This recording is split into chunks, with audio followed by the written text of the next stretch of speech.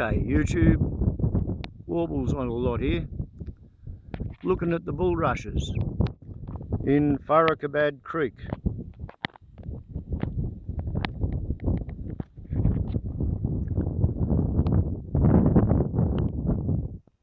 To whence I have ridden on the little solar electric motoring bike, the better, to provide some ever-changing scenery in the background of the frame as we begin once again an instalment of the Trumpocalypse Chronicles. Back in about 1964, to get himself out of his workshop, my father bought a bus run with a mail run attached to it. The Farrakabad Road. And top of that hill I just showed you there, the road branched off and come down here, across the creek, run out along there, turned left, run around in a great big loop down along the valley. So as a kid, I used to come out here a fair bit. After school, stay on the bus with the old man, come out along the Farrakabad Road, see a few sights, watch a few changes. One of the stories I remember from out here concerns a bloke. You can still see him in the town, generally looking pretty decrepit. But his father was a local Aboriginal who worked on one of the local properties here. And before the citizenship referendum, my father said the only thing keeping the Aboriginal culture alive is the fact it's illegal to sell them booze.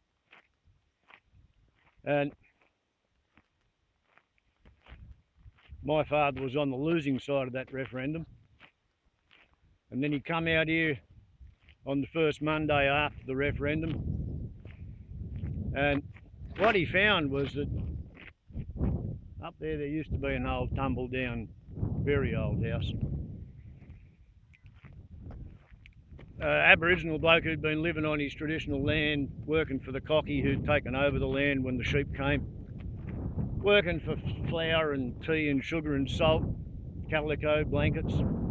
Not much money was involved, but if he needed to go off to the next town for traditional business, that was okay. Yeah, well, once he was counted with the people instead of the livestock on the census, had to be paid full whitefellas' wages, had to be paid according to the awards. All of a sudden, the agriculturalist who owned the title deed to the traditional land didn't have a use for such a person if you had to pay him like a white bloke. So, yeah, old mate's dad was living in the house up there, tumble down looking house. And yeah, first day of citizenship, in the morning, he was on the side of the road and he had a note and some money, and he wanted my father to take the note to the bottle shop in town and send a taxi full of alcohol back out. My father wouldn't do it. And they both huffed and puffed at each other. And Dad was pretty cranky at lunchtime. We used to go home for lunch in them days. Anyway, lo and behold, old man was even crankier come sundown, because somebody had had a talk to the now unemployed citizen of Australia. So in the afternoon, he's also standing on the side of the road and he's got a handful of rocks ready to throw at my father's school bus if the old man doesn't stop. And as I speak, I'm correcting myself. I think that house I was talking about is further out along there. It's where this road rejoins that one, not here where they broke off. Sorry about that, haven't been here for probably close to 60 years, if not 55. So anyway, he's got a handful of rocks to throw at the old man. So Dad pulls up rather than get rocks through his window, and he's now got an envelope and his money and his booze order is in the envelope, and stuck onto the envelope there's a picture of a rich fat lady in England, Queen Elizabeth II. And by order of her heirs and successors and duly appointed minions, of which my father was one, the Royal Mail must go through. He had the mail contract. So he was paid to take the booze order with the money to the post office, and another white person was paid to stamp it, and another white person was paid to deliver it to the bottle shop, where a white shopkeeper put it into a white taxi driver's boot, which brought it out here, and all the cultural communication down the generations sort of stopped at that point. That's why you can see that fella in the main street, about my age, looking very, very decrepit, looking like he's homeless, looking like he's fighting a big bad battle with alcoholism. That's when his parents stopped teaching him how to live here, when they got full citizenship, full unemployment benefit, right to drink, keep your culture, lots of luck. So, as an introduction to my American viewers, good luck, keep your culture, lots of luck. The people who are in charge of you at the moment are a lot more pernicious than the imperial colonists who wrecked old mate's life by making his father a citizen. So, off we go onto the, well, it's now a hybrid sting. It's not a normal sting. There are three varieties of normal stings. There's a 6,000 watt TL off-road version with the heavy duty front forks. There's a 3,000 watt street legal version with all the bells and the whistles and the headlights and the wing mirrors and the blinkery lights. But it's only got lightweight front forks, which are only good for 60 kilometres an hour. This one, the front forks, are expected to cope with 75 kilometres an hour, and they're actually good for about 85. So this has got TL forks on an L1E bike. And yeah, for the uninitiated, Talaria stings are not supposed to have bicycle pannier bags either. So I plead guilty. I am modifying my vehicle. You know, I modify bloody everything. Having a lovely time. Don't know how good the audio recording is going to be, because it appears to me that we're going to be going into a headwind all of the way.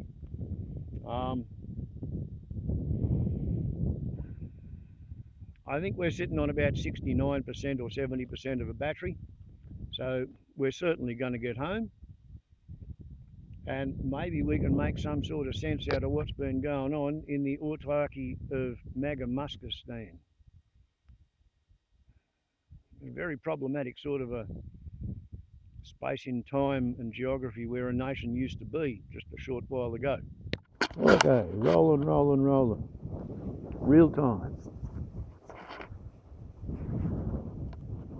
And we've pretty much got a blue sky to head towards, and that's a good thing. Camera's still lined up. Yeah. Okay, 69% of a battery.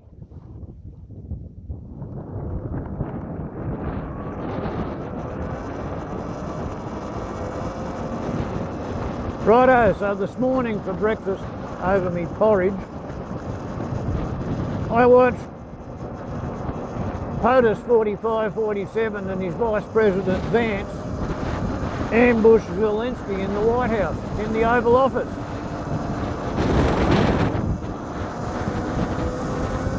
Apparently what Trump and Vance expected was Zelensky to go in there and sign away roughly 50% of all the mineral deposits, wealth, resources of Ukraine to the United States in return for military supplies already provided, leaving the rest of Ukraine's mineral and resource wealth to be stolen by the neo-Tsar in Moscow, Vladimir Vladimirovich Putin.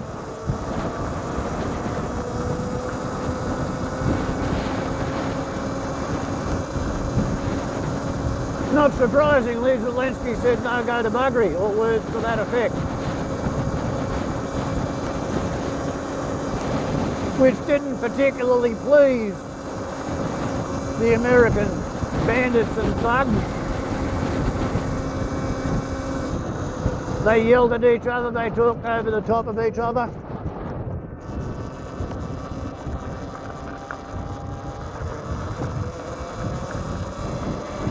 And the whole thing happened live on TV and was broadcast internationally. And this is 2 days after Trump was going to be interviewing a fella called Sir Keith Starmer, the British Prime Minister.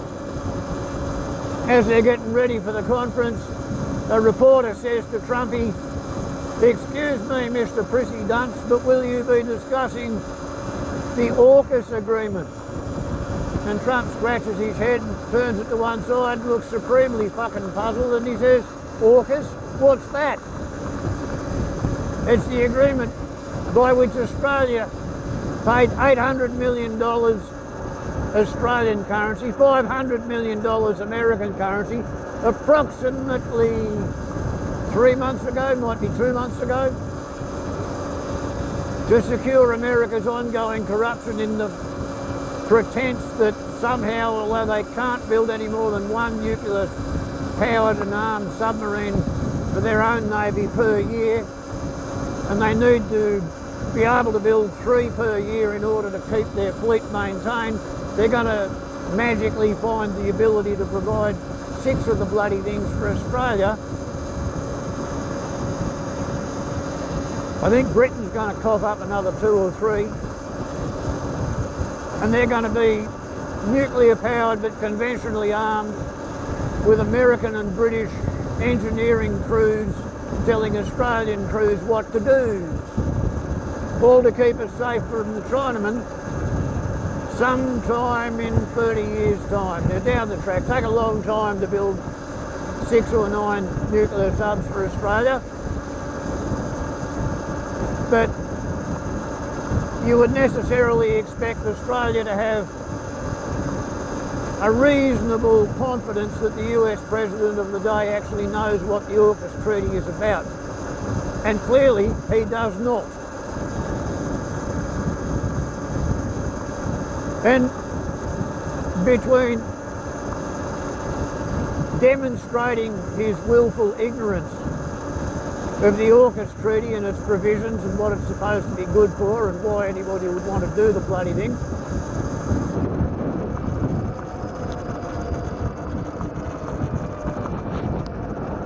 apropos of nothing that makes any friggin' sense at all whatsoever, the POTUS 47th administration, which was elected on the theory that it's terrible what's going on with our open borders because the Biden government is allowing waves of criminals and rapists and murderers and frauds and thieves and arsonists to flood across the bloody borders, and they're committing crimes in America. The American State Department went to Romania and demanded that passports be returned to Andrew Tate and his brother, who at the time were on bail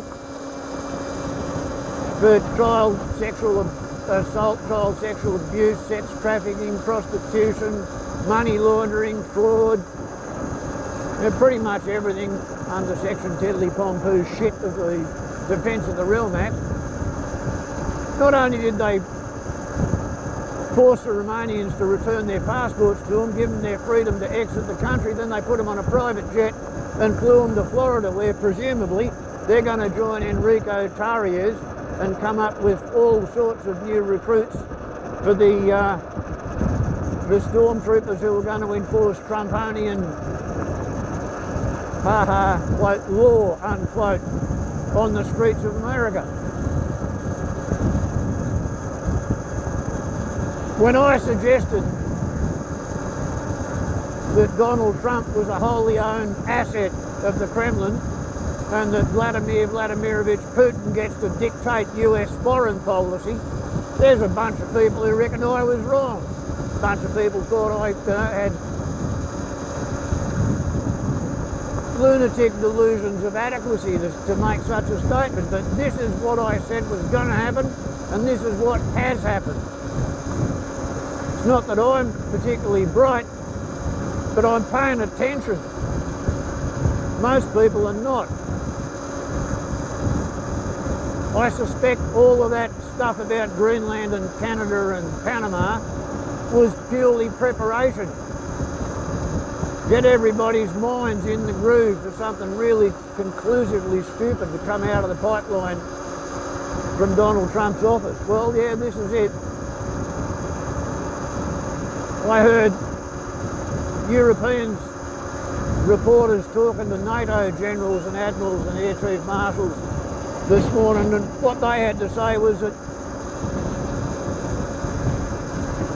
not only should Europe prepare for the fact that the USA is no longer any kind of an ally who can be relied upon, but the USA is functionally speaking an adversary working on the side of America's enemies, potential enemies, wannabe enemies. Anybody who thinks that the US would go to the aid of any nation in NATO finding itself attacked by anyone is absolutely deluding themselves. Dreamers.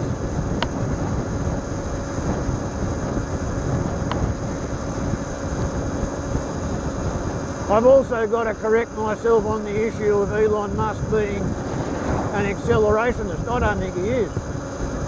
I don't think he's actively working to tear down the fabric of industrial civilization for any sort of reason other than and apart from the fact that Elon Musk wants to cripple the US ability to regulate the economy so that he can do whatever he wants, make as much money as he wants, and have nobody available to stop him. Fired the FBI, fired the CIA, got rid of all the regulators, the oversight bodies, fired the corporate watchdogs who prevent fraud, fired a whole bunch of people who were working for the Federal Aviation Administration. The aeroplanes started falling out of the sky because they were already understaffed. And then everybody's known for 10 or 20 years that the USA needed to upgrade their radar and radio communications for air traffic controllers because they're running on shit that was built in the 1970s and 1980s, perhaps 1990s. So, a corporation called Verizon bid for a contract. A corporation called SpaceX bid for a contract to supply brand new telecommunication technology to the FAA, all of the airports, all over the country. Big deal. $2 billion contract. Verizon won the contract. This week, apropos of a whole bunch of airliners crashing and maiming people and falling upside down and shit like that, the product of the American air transport regulatory industry,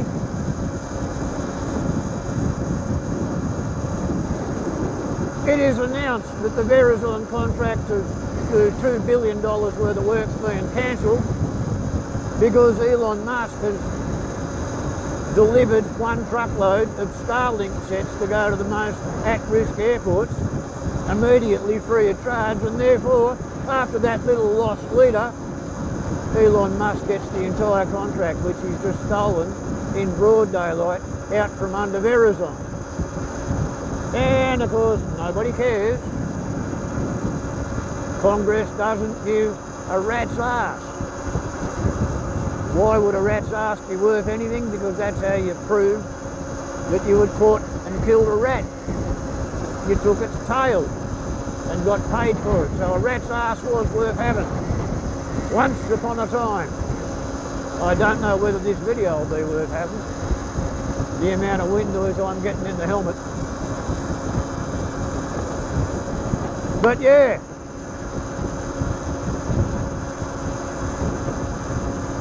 I still see a rerun of the Night of the Long Knives being on the table. I think it's highly indicative that Elon Musk's private personal security guard have all been sworn in as US federal marshals, and that means they can carry their Ingrams while the presidential secret service carries Uzis. And we may get to see the answer to the eternal question of which submachine gun would Jesus choose. The Ingram made in the excited status of Norte Americano, or the Uzi because he's the king of the Jews. What would Jesus choose, Uzi or an Ingram? Answer's on the back of the postcard, eh?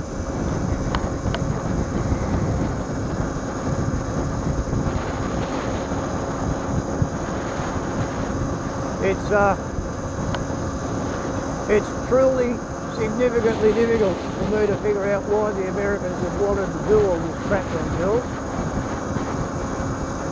I know it's got to do with the repealing of the Congressional Fairness Act prompted by Rupert Murdoch. But I think it's also kind of got to do with you have to be careful what you pray for or you wish for because you're almost certain to get it. And the Americans have been praying to live in the Marvel universe with Superman coming to their rescue ever since Germany got itself a dictator. And some poor little New York Jewish cartoonist started doodling his bloody daydreams and rescue fantasies. Wasn't that a sparkly old E.J. Holden?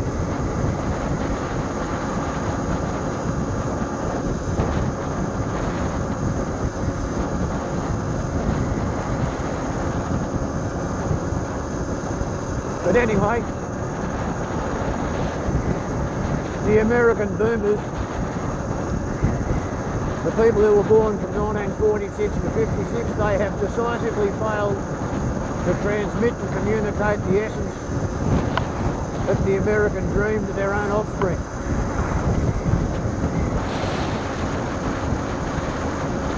The US is going down the gurgly hole, and I don't see how it's going to be redeemed.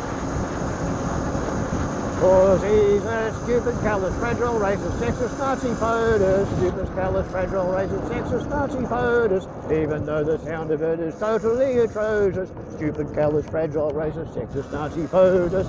How long before they do restore respect for constitutional law? Will it take a civil war? And how long will this one go for? He is a stupid, callous, fragile, racist, sexist, Nazi POTUS. Stupid, callous, fragile, racist, sexist, Nazi POTUS. Even though the sound of it is totally atrocious. Stupid, callous, fragile, racist, sexist, Nazi POTUS. With apologies to Mary of the Pop-Pins variety. Not that a fictional character can sue you for copyright strike.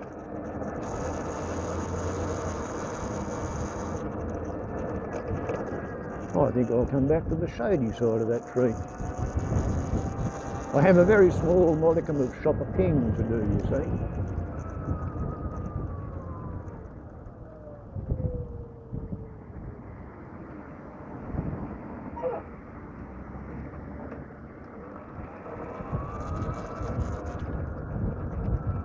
And for all its faults and flaws, our council does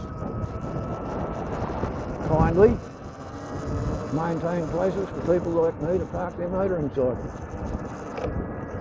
while doing our tiny little bit of shopping.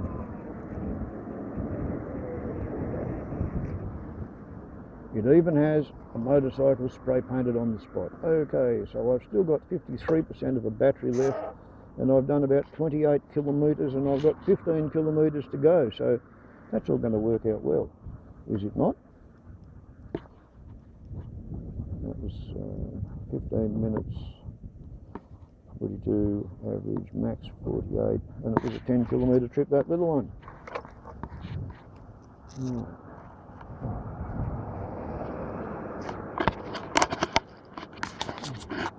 Lighting is shit, but you can see the motorcycle stencilled on the bitumen. Either side of the tree. Parking for people like me. Anyway, as I said, AUKUS is dead. ANZUS has been on its last legs for 40 years.